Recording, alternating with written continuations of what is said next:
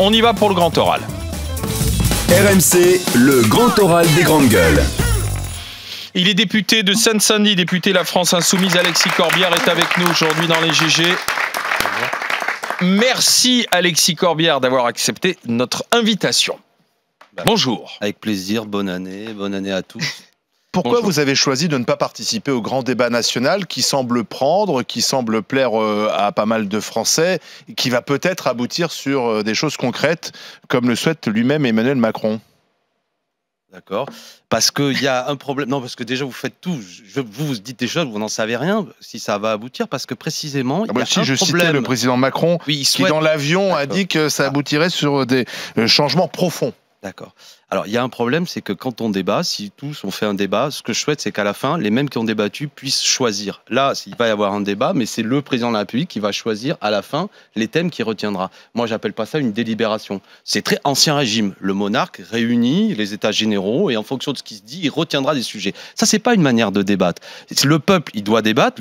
C'est une bonne intuition au terme de plusieurs semaines de mobilisation qu'il faut enfin écouter les gens. Mais les gens veulent retrouver leur souveraineté. Moi, je crois que s'il y a une chose parmi beaucoup de choses que veulent les Gilets jaunes, c'est l'idée que beaucoup de choses nous échappent et on veut retrouver le pouvoir de contrôle.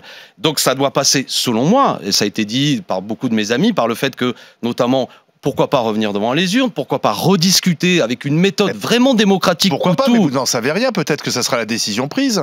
Oui, mais par définition, je n'aide pas une opération de communication qui vise à dire « Monsieur Macron, j'attends de vous, je m'en remets à vous ». Donc, ça a lieu, je ne m'oppose pas, je ne vais pas devant les salles où ça a lieu. Moi, je trouve de ce que j'en vois que ça ne marche pas. Vous vous dites que ça marche. Vous avez été voir ?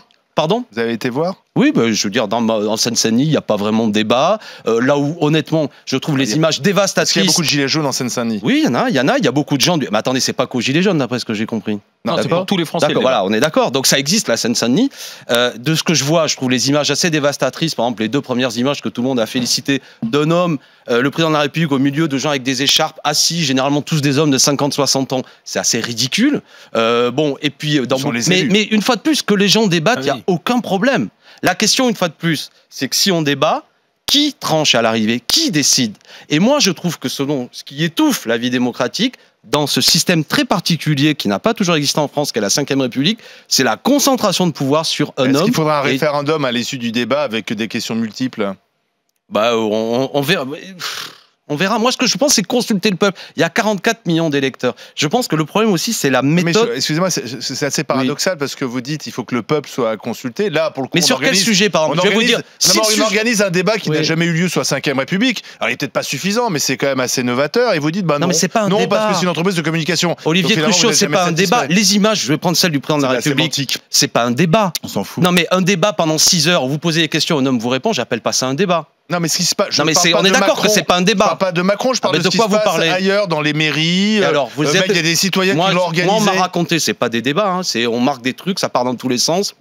C'est un peu comme les gilets jaunes. Les gilets jaunes, c'est ça part aussi un peu dans tous les sens. C'est la raison pour laquelle, mais vous avez parfaitement raison, il y a un trouble dans le pays. Je pense qu'aujourd'hui, il y a un désaccord, un désaveu. C'est mon opinion avec la politique menée par le gouvernement. Moi qui suis un démocrate, je n'ai qu'une manière de trancher les choses par rapport à ce trouble. C'est qu'éventuellement, on reconvoque 44 millions. Je pense que... Mais avec j'y rajoute un truc. Tous les 1 an et demi, quoi, en fait. Mais y a-t-il un blocage ou pas actuellement dans le pays? Est-ce qu'il y a un trouble? À ceux qui ont voté, vous dites non. Moi, je pense que dites-vous à ceux qui ont voté en conscience et qui ne partagent pas votre avis sur cette question? Ils ont le droit. Qui estiment que l'élection présidentielle a eu lieu, ils se sont exprimés dans les urnes et qu'il n'y a aucune raison pour revenir sur ce moment-là.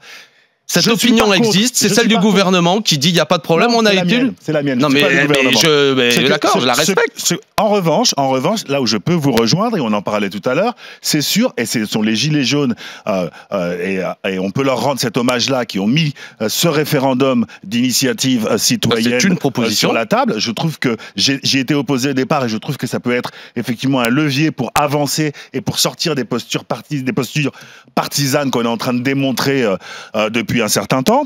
Et ensuite, il faudra s'accorder sur la technique. Est-ce qu'on peut pas envisager ensemble, en sortant des postures claniques, qu'effectivement, ce débat dont ni vous ni moi pouvons dire ce qu'il va donner demain, est-ce qu'on peut imaginer qu'effectivement, ça peut nous rassembler, comme sur le RIC dont je viens de vous parler? Alors, par exemple, le RIC, c'est intéressant parce que arrêter de se répandre les uns et les autres dans des postures idéologiques. Oui, mais ça veut rien dire. C'est le genre de vous. Je vous assure que ça veut dire quelque chose. Bon, vous ne comprenez pas, je peux vous l'expliquer, mais je vous assure. Non, mais vous aussi, c'est de la posture idéologique. Non, mais c'est un mot qui est tellement. Je vous dis que c'est bien. Je vous dis que c'est bien. L'initiative des Gilets jaunes qui est faite, c'est bien. Après, alors, on est d'accord que le Premier ministre qui a dit qu'il ne veut pas entendre parler du RIC. Oui, mais c'est eux qui vont choisir. C'est vous qui êtes en face de moi. Je vous pose une question précise. Sur le RIC, à vous, pas au Premier ministre. Sur le RIC. Oui, mais j'ai le droit de vous répondre sans que vous énerviez. Oui, mais à un moment, vous savez, nous, on est là tous les jours. Ça fait plusieurs semaines qu'on parle de ce débat. Corbière aussi, on débat. Je suis un citoyen comme vous, comme les Gilets jaunes, et j'ai envie que ça avance, donc je l'exprime avec émotion, je ne vous agresse pas, soyez-en certains. Ce que j'étais en train de vous dire, si vous avez suivi le débat, comme vous êtes là toutes les semaines, c'est que concernant le RIC dont vous dites, et je suis d'accord avec vous que c'est la seule bonne idée, que le Premier ministre ne veut pas en entendre parler, et le Président de la République non plus. Et que c'est quand même un problème de dire on va débattre, alors que ce que vous retenez comme une idée la plus importante, ceux qui vont décider disent on n'en veut pas. Mais attendez, on ne va pas s'engueuler. Moi, je pense une chose, qui est un problème originel, j'ai envie de dire, à cette élection, à l'élection de Macron, parce que vous évoquez la question, je vais le dire autrement, de la légitimité. Moi, je pense que 4 candidats, grosso modo, Emmanuel Macron est arrivé en tête, je ne le conteste pas, ont fait sensiblement le même score. Et que le problème, c'est que quel que soit celui qui aurait été élu, et je précise, quand même ça aurait été Jean-Luc Mélenchon, il n'était pas majoritaire dans le pays. Parce qu'au second tour, c'est essentiellement un rejet de Mme Le Pen qui a eu lieu. Oui, après, il y a eu les législatives quand même. Oui, mais les législatives qui ont été surplombées par un phénomène, l'abstention. Et je m'inclus là-dedans, je précise. Moi, je voulais déjà donner l'argument pour que tout le monde comprenne bien. C'est que moi qui suis élu avec 58, presque 59% dans ma circonscription, je ne représente que 20% des électeurs inscrits. Et c'est le cas des autres députés. Donc nous avons un problème que les gens qui représentent le peuple, l'Assemblée nationale, et je m'inclus là-dedans, sont quelque part, ont un problème que bien souvent, ils ne représentent. Ceux qui vont pas voter. Alors, je termine le raisonnement, Olivier. Je termine le raisonnement. Parce que ceux qui n'ont pas été votés, moi, je ne sais pas ce qu'ils pensent. Et moi non plus. Bah alors, on peut pas leur faire parler. Ceux qui n'ont pas voté, ça veut pas dire qu'ils détestent Corbière ou Macron. Moi, j'en sais rien. Mais je pense que parce qu'ils n'en ont rien à faire, ils n'ont pas envie de voter. Parce qu'ils ont estimé souvent que sincèrement, je vois pas pourquoi on leur donne autant d'importance à ceux qui ne votent pas. Ils ont qu'à se déplacer. Parce que je vais vous dire mon argument, parce que je pense que on peut pas banaliser et laisser dans l'angle mort que progressivement, élection après élection, ce qui surplombe, c'est l'abstention. Ça veut dire quelque chose. Ça veut pas dire qu'ils ont raison. Idée.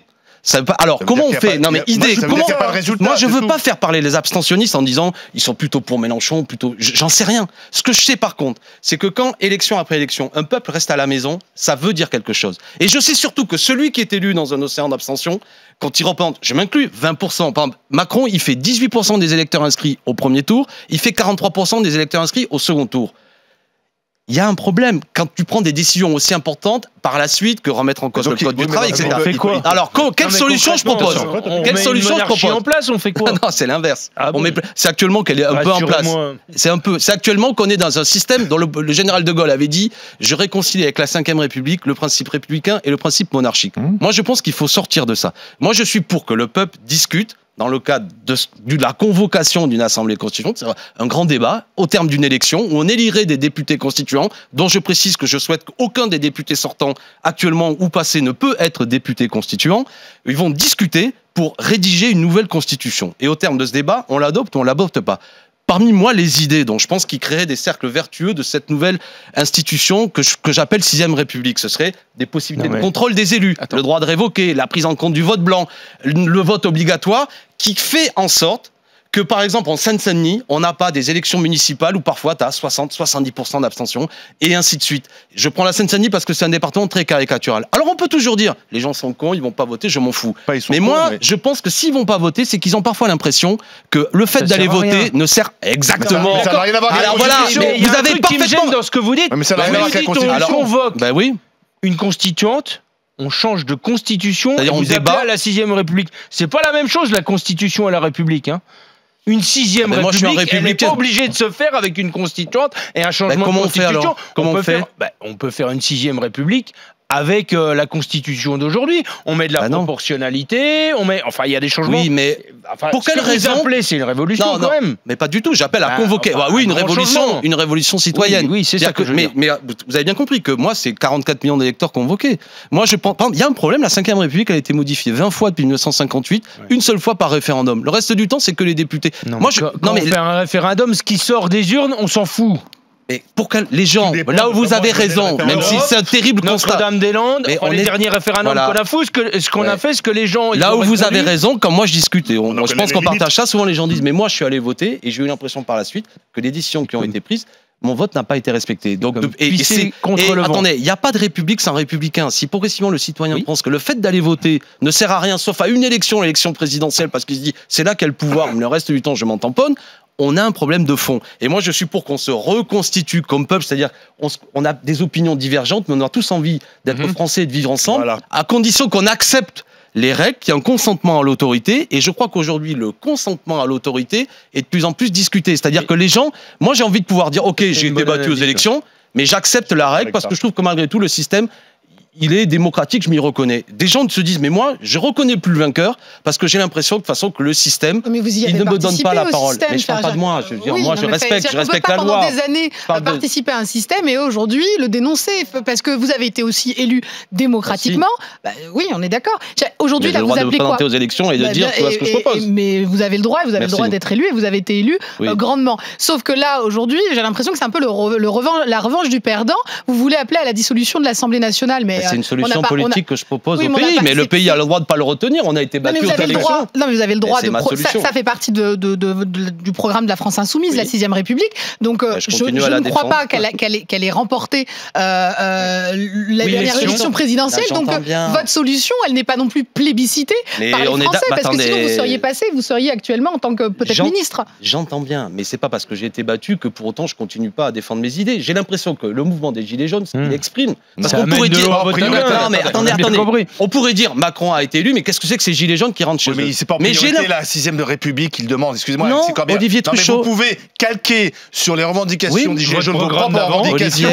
Tout le monde fait ça. Les communistes, le Rassemblement national, tout le monde vient avec son programme en disant regardez, c'est formidable, gilets jaunes, c'est mon programme. Non, les gilets jaunes au départ, c'est ras-le-bol de la fiscalité et le pouvoir d'achat, il y a un problème et centralisation. Et dans certains territoires, on a l'impression d'être abandonné. Moi, je paye des impôts et j'ai pas les services publics. Attendez, pardon, j'ai oublié. La 6ème République au départ. David, juste ce qu'il dit, par exemple, ce qui est intéressant, c'est que le mouvement il part sur une question fiscale et progressivement, il s'étend à la question démocratique. Et moi qui suis prof d'histoire, je sais qu'aussi la Révolution française, elle commence sur des questions fiscales. Tu avais le mur des États généraux, des fermiers généraux aux portes de Paris, et que progressivement, ça a posé toute une série de processus qui amènent à ce qu'on a proclamé à la fin, au bout de 3 ans, la République. Ce que je veux dire par là, c'est que les mouvements ont leur dynamique. Oui, ça part sur l'augmentation du diesel. Oui, ça part sur le sentiment que l'impôt est injuste. Et progressivement, les gens disent, mais la question, c'est comment je suis citoyen ? Comment j'ai un contrôle démocratique ? Et ça aussi, ça me passionne. Vous savez, vous allez même me reprocher que c'est parfois un peu notre ritournelle. Sauf que le mouvement est plutôt en dérive. C'est-à-dire que non, mais ça, c'est une autre discussion. Si, le mouvement initial, c'était le pouvoir d'achat, la fiscalité, c'était des gilets jaunes d'ailleurs, souvent, qui n'avaient jamais manifesté. Le référendum d'initiative. Ceux-là sont rentrés chez eux. Aujourd'hui, il est quand même très politisé. Il y a moins de monde. Il y a quasiment plus personne sur les ronds-points. Il y a moins de monde le samedi dans les rues. Il devient très violent. Donc, non, il est moins violent. Non, Olivier, c'est pas vrai. On est loin de ce qui s'est passé au mois de novembre. On est quand même très loin. Il y a moins de violence. Oui, parce que les manifestations sont déclarées, parce qu'on connaît les parcours. Alors, on va parler de ça par ailleurs. Bon. Je vous convaincrai pas, c'est pas grave, mais je continue à m'adresser à... Non, mais moi, en plus, franchement, vous savez, c'est les idées. Je veux dire, je me plante aux élections. Je dis que ce que Emmanuel Macron n'a pas compris, c'est que quand même il a été élu et en 2017, il aurait dû observer le résultat et se dire on a besoin de rebrasser tout ça, de vérifier est-ce qu'on veut vivre ensemble, sur quelles règles, en discuter. Et que je crois pas il avait la force, le socle social et électoral pour mener une politique brutale, malgré tout le fait qu'il ait augmenté la CSG, qu'il ait supprimé l'ISF, on voit bien aujourd'hui qu'il n'est pas majoritaire dans le pays. Donc moi qui suis un démocrate, je dis comment on arrive à recréer cette confiance. Alors après il y a un autre sujet, parce que je suis venu aussi pour ça, avec le plaisir que nous avons à parler, qui est celui, Olivier Truchot, je m'adresse à vous, qui est la question de la violence dans les manifestations. Parce que l'émission Fil, on va en parler. On y vient dans un instant. Parce que moi j'aimerais quand même qu'on entende qu'il y a des manifestations. On a le droit d'être d'accord, pas d'accord, mais je trouve qu'il y a un climat. On y vient dans un instant avec vous, Alexis Corbière. Le climat des manifestations, les propositions d'interdiction de ces grenades de dispersion et de lanceurs de balles de défense. À tout de suite dans le grand oral des JG avec Alexis Corbière, député La France Insoumise de Seine-Saint-Denis.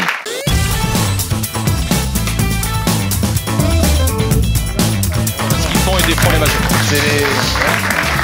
Les GG, les grandes gueules, c'est sur RMC, RMC Story, Rose Améziane, David Dickens, Didier Giraud et notre invité dans le grand oral des GG, Alexis Corbière, député La France Insoumise de Seine-Saint-Denis. Qui avait la parole, qui voulait poser une question? Didier Giraud. Monsieur Corbière, non, il voulait nous parler des violences. Les violences. Non, mais si tu veux, je te rappelle. Non, mais je pensais que tu voulais poser une question. Non, mais je tiens à remercier qu'on a commencé, pour moi, même si je ne vous ai pas convaincu, par l'essentiel, et que pour en sortir de ce mouvement, parce que moi je pense qu'on ne va pas passer notre temps à manifester, en sortir par le haut, c'est cette idée qu'il faut discuter de l'institution, assemblée constituante, retourner dans les urnes, qui est la seule manière, quand il y a un moment de tension, de pouvoir se dire, et puis il y aura une légitimité retrouvée. Alors, deuxième temps... On a ce gilet jaune blessé, Jérôme Rodriguez, qui estime qu'il a été victime d'un tir délibéré de LBD.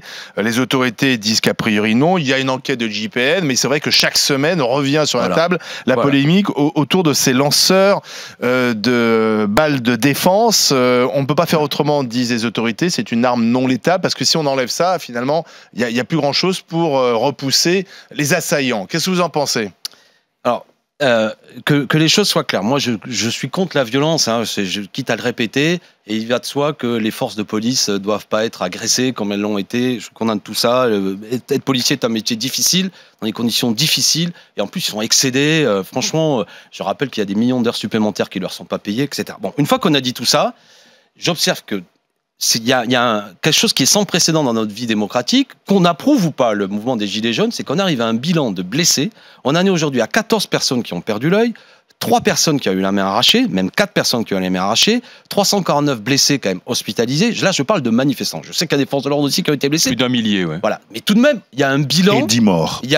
En plus, il y a les morts. Sur les ronds-points. Autour des ronds-points. Et même une dame de nationalité algérienne à Marseille qui a pris une grenade quand même chez elle, en plein visage et chez elle, qui a perdu l'œil. Enfin, bon, alors au bout d'un moment, moi je dis, il faut quand même qu'on discute. Et on a le droit d'en discuter. Est-ce que le matériel utilisé est adapté? Alors je m'appuie. Il y a une chose qui est la France Insoumise, mais Monsieur Jacques Toubon, défenseur des droits, demande l'arrêt notamment du LBD 40, c'est le modèle de flashball, et des grenades GLI F4, GLI F4, des grenades dites de désencerclement qui utilisent une charge de TNT à une dose suffisamment élevée pour qu'il y ait au moins 2 rapports de l'IGPN qui disent attention, c'est un matériel dangereux. Je pense que la liste, semaine après semaine, ne cesse de s'allonger. D'accord, mais comment on repousse la violence? J'ai proposé, au nom de notre groupe, une proposition de loi. J'aimerais qu'elle soit débattue. Je m'adresse à mes collègues de tout parti, et notamment de La République En Marche. Voilà, arrêtons. Parce que, ne serait-ce qu'au nom du principe de précaution, dans beaucoup de pays, même la grande majorité des pays, ce matériel n'est pas utilisé. Ensuite, je vais dire une chose. Moi, je ne suis pas un spécialiste des questions de sécurité. Je sais qu'il existe d'autres manières, d'autres techniques de police pour garantir la sécurité. Aller moins en contact, d'autres techniques de lacrymogène, pourquoi pas même, j'entends parler de canon à eau, il y a plein de choses qui peuvent être utilisées. Mais je dis une chose, quand on parle de l'école ensemble, vous avez le droit de critiquer l'école publique en disant le niveau se dégrade, sans être un pédagogue qui propose une alternative. Vous avez le droit de parler de l'hôpital sans être un médecin. Pourquoi on ne pourrait pas parler de la police sans qu'immédiatement on me saute à la gorge en disant « Mais monsieur Corbière, qu'est-ce que vous proposez à la place ?» Aux techniciens de la sécurité de nous donner la réponse. Moi, ce que je dis comme élu et aussi comme démocrate, je dis attention, aujourd'hui, le matériel utilisé est dangereux. Je n'en veux pas aux fonctionnaires de police. Je ne fais pas de démagogie. J'en veux pas aux fonctionnaires de police. J'en veux au ministre de l'Intérieur. Et je dis que sa responsabilité est engagée. Et monsieur Castaner, face à un tel niveau d'incompétence, doit démissionner. En 1986, je vais rappeler une chose. Moi, j'ai commencé à militer, j'avais 18 ans pour un mouvement étudiant. Il y avait les brigades de voltigeurs qui existaient. C'était une moto avec un type derrière avec un bidule. De Vaquet. Il y a eu un mort et un œil arraché. La brigade a été dissoute immédiatement. Et un ministre, c'était monsieur De Vaquet, a démissionné. Maintenant, on banalise la violence. Donc, monsieur Castaner, soit ce que vous dites aux policiers, c'est continuer. Quand la France Insoumise, quand Jacques Toubon, quand les rapports disent c'est dangereux, vous dites continuer. Et vous êtes responsable. Soit, en fait, vous ne contrôlez plus rien et vous êtes irresponsable. Dans les deux cas, vous n'êtes pas à la hauteur du rendez-vous. Non, mais là, c'est votre solution. Moi, j'en ai une autre, c'est que les gilets jaunes rentrent chez eux. Parce que les tirs de flashball et les grenades de désencerclement, c'est parce qu'il y a des gilets jaunes dans la rue. Moi, j'ai une solution. Moi, j'ai une solution. L'interdiction de manifester en France. Mais c'est pas ce que je vous dis. Ah ben alors c'est quoi alors? Moi, j'ai déjà été au contact des CRS. Mais non, mais arrêtez, Didier. À un moment donné, Didier, on n'est pas au contact des CRS si on veut pas l'être. Il y a les manifs qui se passent bien. Didier, mais il y avait 10 000 foulards rouges dans la rue. Il n'y a pas eu un seul tir de flashball. Mais vous en parlez pas de ça. Ben oui, si, j'en parle. Je suis en train de dire qu'il y a un problème avec certaines armes. C'est trop facile de l'instrumentaliser sur les quelques accidents qu'il y a eu, quoi. quoi. Quelques accidents. 14 œils, 3 mains arrachées. Oui, c'est quelques accidents au regard du nombre de jours de manifestations, du nombre de balles tirées depuis 2 mois et demi. Oui, c'est quelques accidents. Faites la proportion. Je pense que c'est pas si grave que ça. Ah bon? Bien sûr que c'est très grave quand ça arrive. Quoi. Mais non, mais attendez, on peut pas... Enfin bon... C'est votre opinion, je la respecte. Non, mais je pense qu'au regard des événements qu'il y a eu depuis 2 mois, c'est pas si énorme. Premièrement, le droit de manifester doit être garanti. Si progressivement, mais si, ils viennent de dire, la proposition, c'est que les gilets jaunes rentrent chez eux. Mais parce qu'il y a des manifestations. Ce que je veux dire, c'est qu'il y a des manifestations. Donc on interdit le droit de manifester pour les gilets jaunes. Non, on interdit les violents. Écoutez, hier, on interdit les violents. Il y avait 10 000 foulards rouges. Que s'est-il passé? Combien de balles tirées? Il y a eu la manifestation pour l'environnement. Non mais Didier. Zéro, dites-le aussi. C'est la façon de manifester des gilets jaunes. Donc vous considérez que quelque part... Attendez, non mais il faut être concret. Non mais c'est grave, moi j'accepte pas qu'on applaudisse Didier avec le respect que je vous dois. Jérôme Rodriguez, est-ce que cet homme était en train d'agresser la police? Est-ce qu'il était violent? J'en sais rien, apparemment moi je le sais. Moi je l'ai eu au téléphone tout à l'heure. Moi je le sais. Et moi le premier qui défend toujours la police, j'ai dit une bavure est toujours possible. Mais après je sais aussi comment avec un portable on peut instrumentaliser. Mais quand ça fait 14 fois que ça... Attendez Didier, ce que j'entends, là vous avez raison. Le mot bavure c'est quoi? C'est quand les forces de police nous disent voilà, on a foncé, machin, il y a eu un type qui a glissé, bon, un accident, et on peut considérer c'était inattendu, etc. Ça, j'appelle ça une bavure. Quand vous avez semaine après semaine des blessés, avec des témoignages, franchement, beaucoup de vos collègues, et sans doute vous, ont invité sur les plateaux télé, il y a actuellement un pompier à Bordeaux qui est encore dans le coma, tous les témoignages s'accordent à dire que le type, franchement, n'avait rien à voir avec un violent. Et je pense à Jean-Marc, notamment, notre gars qui a perdu... La liste est longue. D'accord. Oui, mais les policiers disent qu'ils n'ont jamais vu ça, ils n'ont jamais vu autant de violence dans une manifestation. Ouais. Alors effectivement, sans doute qu'il y a des victimes. Il y a des victimes. Son arme, même non létale, c'est qu'il se sent agressé. Didier, pas en même temps, si on peut pas. Il y a sans doute des victimes collatérales et on le regrette parce que perdre un œil dans une manifestation, c'est pas possible. Mais il y a quand même jamais eu autant de violence, donc à un moment donné, ça doit aussi interroger ceux qui appellent à manifester. Et Jérôme Rodriguez et Éric Drouet font partie de ceux qui appellent à manifester. Quand on écrit dans un communiqué, on appelle au soulèvement. Les mots ont un sens. Communiqué de réaction. Bah oui, mais c'est Éric Drouet, le soulèvement de réaction. Même vous, la France Insoumise, vous parlez d'insurrection. Vous parlez d'insurrection, c'est des mots que vous employez. Ça a un sens, forcément. Les gens vous croient. Certains, ils prennent ça un peu au pied de la lettre. On va dans la rue faire la révolution, on va renverser le système par la force. Mais si, Alexis Corbière, vous savez. Mais non, bon, si vous voulez qu'Alexis réponde. Qu'Alexis Corbière réponde. Vous voulez prendre l'Élysée, Alexis Corbière. Non, mais attendez, quand bien même vous trouvez rien ne peut. Mais très bien, j'acte que pour vous, c'est quelque part acceptable. Très bien, c'est votre droit. C'est la difficulté de maintenir l'ordre. Non, moi je suis pas policier, mais je comprends la difficulté des policiers de maintenir l'ordre en ce moment. Mais moi je comprends le travail des policiers. Pour quelle raison dans d'autres pays on n'a pas ce genre de bilan? Pour quelle raison dans d'autres pays ce matériel n'est pas utilisé? Pour quelle raison dans d'autres pays ce matériel est utilisé? Pour quelle raison le défenseur des droits demande son interdiction? Pour quelle raison des rapports de l'IGPN considèrent que c'est dangereux? Allez voir en Grèce comment ça avait été les manifestations en Grèce. Vous pensez même en Grèce, il n'y a pas eu 14 œils crevés et 3 mains arrachées. Puisque vous parlez du ministre de l'Intérieur... si vous voulez, moi j'observe que... Moi ce qui m'inquiète, je vais vous dire, c'est qu'il y a une banalisation de la violence. C'est bien. Mais si, vous dites que... Vous me délégitimez... Non mais attendez, mais j'ai pas dit ça. Moi, je suis parlementaire. Je considère qu'on met entre les mains des fonctionnaires de police, ils ne sont pas responsables, mais des techniques qui doivent être revues. Et je dis que des techniques de sécurité, il y a des spécialistes de la sécurité doivent éventuellement proposer de la mettre. C'est pour ça que j'ai pris l'exemple de 86.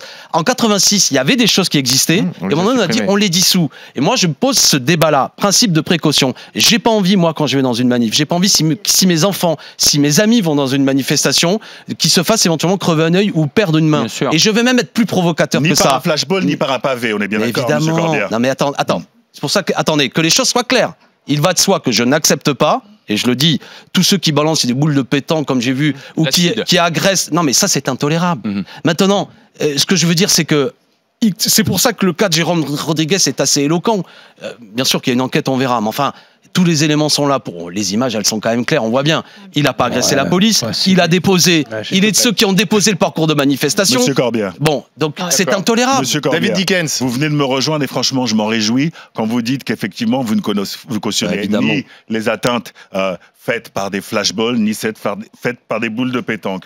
Dans le cas où je vous suis, et franchement, n'y voyez aucune malice, j'essaie juste de comprendre. Dans le cas où je vous suis, si on supprime ces flashballs et ces LBD 40 pour faire face à l'éventualité, je dis même pas à la certitude pour aller dans votre sens, à l'éventualité d'attaque au pavé, Que proposez-vous? Mais de toute façon, le flashball et LBD ne sont pas contre les attaques au pavé. Les attaques au pavé, c'est les boucliers, c'est des choses comme ça. Si demain, dans les manifestations, je suis votre requête, que je peux que je peux trouver légitime, effectivement, quand je vois que Amnesty International, la CNDS, le défenseur du droit mettent en cause cette arme. Donc voilà, moi je peux vous rejoindre. Je veux discuter véritablement. Non, mais j'ai compris. J'ai pas d'idée absolument préconçue, présupposée. Il a dit qu'il était pas chef de sécurité. Si on retire ce flashball et ce LBD, qu'est-ce qu'on peut faire face au débordement que l'on vit depuis 12 week-ends à Paris? Alors, il y a énormément de techniques qui existent. Moi, je ne suis pas pour que les policiers viennent en espadrille et en short dans les manifestations. Ils ont des boucliers, des protections, ils ont des techniques. Non, mais j'ai jamais dit ça. Que les choses soient claires. Deuxièmement, non, mais je veux dire, il y a des techniques qui existent à l'heure actuelle. Il y a même de l'eau qui est parfois utilisée. Il y a des lacrymogènes qui peuvent être utilisés. C'est le cas. Il y a aujourd'hui des techniques de nassage que je trouve par ailleurs assez souvent problématiques. Enfin, bon, je veux dire, la police a le moyen de se protéger. Deuxièmement, c'est pas pour, entre guillemets, fuir la discussion. Ce que je dis, c'est que moi, je suis enseignant, mais mettons ça de côté. Si vous, demain, vous me dites, l'école publique ne va pas, je ne vais pas vous disqualifier en disant, quelle pédagogie proposez-vous, David, sinon taisez-vous. J'ai le droit donc de dire, moi, je pense qu'actuellement, il y a un problème, et je demande à ce que des spécialistes de la sécurité, et il en existe, un débat. En allant voir, pourquoi pas, au niveau européen, comment font les autres, est-ce qu'on peut arrêter d'utiliser ce matériel? Est-ce qu'on peut, en attendant, suspendre les manifestations le temps qu'on trouve une solution? Actuellement, ce que tout le monde s'accorde à dire. C'est la réponse logique qui vient à votre recommandation. Mais ce que tout le monde s'accorde à dire actuellement, cher David, c'est que les manifestations sont de moins en moins violentes. Je veux dire, non mais attendez, par rapport, bah oui, les manifestations des Gilets jaunes, bah oui, elles sont moins violentes. En nombre, oui. Elles sont moins. Mais pourquoi elles raisonnent le public? Je donne des faits. Elles sont moins violentes aujourd'hui. Oui, parce que non, mais il n'y a aucun problème. Il y avait une manifestation le 1er mai où il y avait eu des black blocs nombreux qui étaient venus, une manifestation syndicale qui avait été extrêmement violente. Moi, je ne suis pas favorable à la violence. Alors, c'est pas le sujet. Un peu de côté, puisqu'on n'a pas de solution, et ce sont les autorités et peut-être le Parlement qui aura la réponse. Je termine en disant, par exemple, s'il y avait quelque chose qu'on disait c'est dangereux pour les enfants et que il y avait un accident d'enfant, puis un accident d'enfant. Bah, des fois, je lui interdis d'aller à l'endroit où il a un accident aussi. Non, mais d'accord, mais qu'il y avait un matériel qui était dangereux. Qu'il y avait un matériel qui était dangereux. Et vous dites, il y a juste raison, mais le ministre de l'Éducation nationale est responsable parce qu'il y a des groupes qui lui disent arrête d'utiliser ça. Vous parlez de la responsabilité de Castaner, on peut en discuter, mais la responsabilité. De l'irresponsabilité, du moins. Et alors, l'irresponsabilité des politiques, notamment Jean-Luc Mélenchon, qui galvanise comme ça les foules, et notamment les foules des Gilets jaunes, en expliquant et en faisant d'Éric Drouet un héros, lui qui appelle à l'insurrection, lui qui appelle à piétiner l'Élysée. Déjà, je ne crois pas que ce soit Éric Drouet qui dit ça, mais c'est pas grave. Alors, il appelle à marcher sur l'Élysée, ça a été dit dans une émission. Là, il appelle au soulèvement par tous les moyens dans la dernière lettre. Donc quand on a comme ça des responsables politiques qui font d'un putschiste, visiblement, un héros, non, mais c'est pas un putschiste, mais c'est pas grave, je m'en fous. Ça reste mon opinion. C'est pas un héros. Déjà, bon, je connais par cœur cette... La lettre de Jean-Luc Mélenchon, elle est quand même sans équivoque. Elle dit quoi, allez-y. Que c'est un personnage héroïque. Ce mot n'est pas utilisé. Alors vous avez exactement les termes de la lettre. Je vous laisse nous la dicter alors. Non mais alors c'est important. Je vais le faire. Mais je vais le faire. Alors allez-y. Je vais le faire. Je vais vous dire. Qu'on peut la reprendre. Mais j'observe que vous qui êtes chroniqueuse qui attaquez Mélenchon, vous ne connaissez pas les mots. Alors je vais vous dire le truc, c'est que non mais c'est vrai, c'est important. Je vous invite à le faire parce que vous êtes là. Vous êtes là. Non mais vous avez préparé le fait que je vienne. Vous dites je vais attraper. Allez-y. Parce qu'on l'a su ce matin. Non mais c'est pas grave. Alors vous soulignez, vous soulignez quelque part mon côté fair play. Et bien je suis content de vous dire, c'est que je viens au débeauté. Oui, puisque c'est Madame Levasseur. Non mais qu'importe, on s'en fiche. Alors allez-y. Non mais j'ai le plaisir. Il n'y a aucun problème. Il y a aucun problème. Pourquoi Mélenchon est fasciné par Drouet? Non, c'est que Jean-Luc Mélenchon, comme moi, on aime l'histoire. Et Jean-Luc s'amuse de rappeler qu'il y a un personnage important durant la Révolution française qui rattrape le roi lors de la fuite à Varennes, qui va jouer un rôle historique majeur, qui était et qui s'appelait Jean-Baptiste Drouet. Et il s'amuse à dire qu'il y a des personnages comme ça issus, c'est ça que dit son billet de blog, qu'il y a des personnages dans l'histoire de France, à un moment donné, qui, sortis du peuple, jouent un rôle historique. Et il dit cela me fascine, le fait qu'il y ait des gens comme ça qui vont jouer un rôle à un moment donné historique. Et il dit de ce point de vue-là, merci Monsieur Drouet, vous comme les autres, c'est un chauffeur routier. Voilà ce degré de fascination. Pourriez-vous dire que c'était une maladresse si c'en était une? Pas du tout. Est-ce que vous pourriez le dire? Est-ce que si vous pensiez que c'était une maladresse, est-ce que vous pourriez véritablement le dire? Oui, mais là, en l'occurrence, le fait de dire qu'un homme qui est un chauffeur... savoir quelles sont les limites du discours et de la... Si vous voulez, on me connaît, je peux dire, si quand Jean-Luc fait des choses que je partage pas, je le dis, mais... Moi, vous le dites pas souvent. C'est la raison pour laquelle je vous pose la question. Oui, mais parce que j'ai aussi le droit... Mais David... Il n'y a pas d'attaque, non, mais David, je vous le reproche pas. Je pense que le fait que un homme qui est un chauffeur routier, une dame, je sais pas quel métier fait Ingrid Levavasseur, je crois qu'elle est aide-soignante, etc., que des gens comme ça prennent la parole, à un moment donné, fassent sortir de l'ombre une réalité du peuple français. Mettre un gilet jaune qui est un vêtement pour dire on était dans une sorte de nuit médiatique et on met un gilet pour être vu, je trouve ça dernière question. Et je trouve que c'est un acquis. Non, mais alors c'est vraiment pour laquelle on a le droit. Oui, mais on a le droit. Le discours d'Éric Drouet, il est quand même beaucoup plus radical que celui de Madame Levavasseur qui n'a jamais appelé. Mais ce que j'aime pas, je vais vous dire, moi je partage pas tout ce que dit Éric Drouet, mais je n'aime pas le procès parfois à la va-vite en diabolisation qui lui a été fait en racontant tout et n'importe quoi. Le type a publié sur Facebook une vidéo anti-migrant qu'ensuite il a retirée. Ça peut arriver qu'on publie des conneries sur Facebook. Ce que je retiens, c'est que le type le retire, donc il partage pas ça. Et on a expliqué après que c'était un facho. Des gens sont venus pour dire ils votent Le Pen, alors que le mec n'a jamais dit qu'il votait Le Pen. Qui publie des vidéos antisémites. Je pense à une enquête de Marianne qui a regardé toutes les vidéos de Drouet. Il n'y a pas de vidéo antisémite. Bon, moi j'aime pas parce que je connais cette combine. Ou dès que t'as un type qui voilà, c'est dégueulasse. Bien sûr que Drouet, c'est pas un théoricien politique. C'est un mec qui est un chauffeur routier. Quand il écrit, il fait des fautes d'orthographe. Mais à un moment donné, c'est un homme qui se met devant, qui a un certain courage. Peut-être que je partage. Et moi, je n'aime pas. Et je participerai jamais à cette espèce de curé, à un moment donné, médiatique, qui consiste à dire t'es un connard, t'es un bof, t'es un raciste, ferme ta gueule. Non, le peuple, et même Drouet avec ses conneries, il a le droit de prendre la parole. Et de ce point de vue-là, je lui dis merci. Et j'accepte pas une fois de plus, cette bien-pensance médiatique qui consiste y compris à choisir des gilets jaunes. Il y en a des beaux. Ah, ils vont présenter une liste. Et j'ai vu l'autre soir, tous les macronistes disent ah, c'est merveilleux. Mais il y a les mauvais.